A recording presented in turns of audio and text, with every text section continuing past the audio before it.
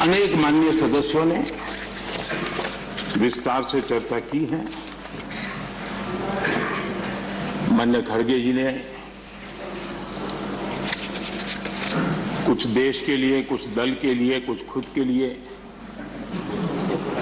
काफी कुछ बातें बताई थी।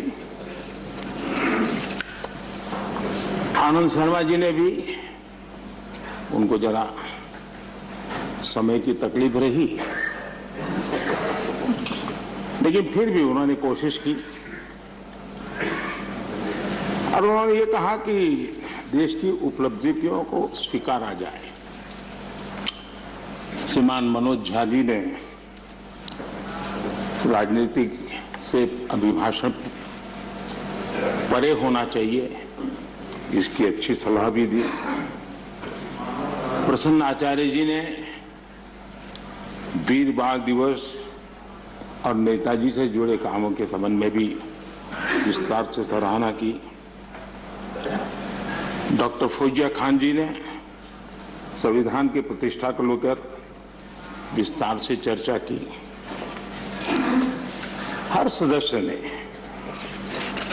अपने अनुभव के आधार पर, अपनी राजनीतिक सोच के आधार पर और राजनीतिक स्थिति के आधार पर अपनी बातें हमारे सामने रखी है।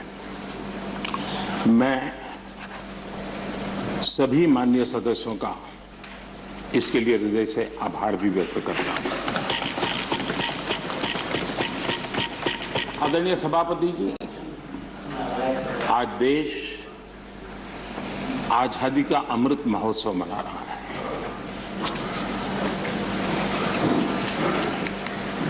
पचहत्तर साल का आजादी के कालखंड में देश को दिशा देने का, देश को गति देने का अनेक स्तर पर प्रयास हुए हैं और उन सब का लेखा जोखा लेकर के जो अच्छा है उसे आगे बढ़ाना, जो कमियां हैं उसको करेक्ट करना और जहां नए इनिशिएटिव लेने की आवश्यकता है वो नए इनिशिएटिव लेना। और देश जब आजादी के 100 साल मनाएगा तब हमें देश को कहां ले जाना है, कैसे ले जाना है,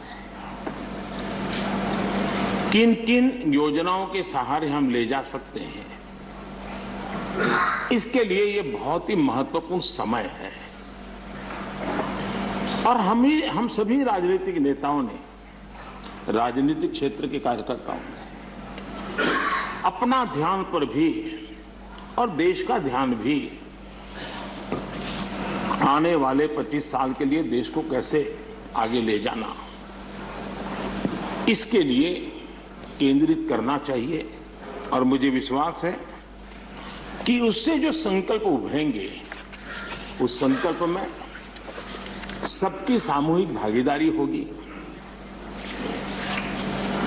सबका ओनरशिप होगी और उसके कारण जो 75 साल की गति थी उससे अनेक गुना गति के साथ हम देश को बहुत कुछ दे सकते हैं।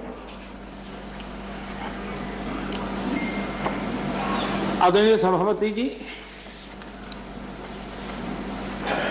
कोरोना एक वैश्विक महामारी है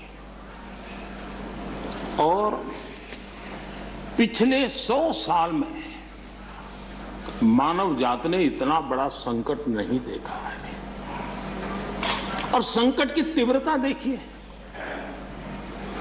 मां बीमार है एक कमरे में, लेकिन बेटा उस कमरे में प्रवेश न कर पाए। पूरे मानव जात के लिए ये कितना बड़ा संकट था। और अभी भी ये संकट बहुरूपिया है, नए नए रंग रूप लेकर के कभी न कभी कुछ न कुछ आफतें लेकर के आता है।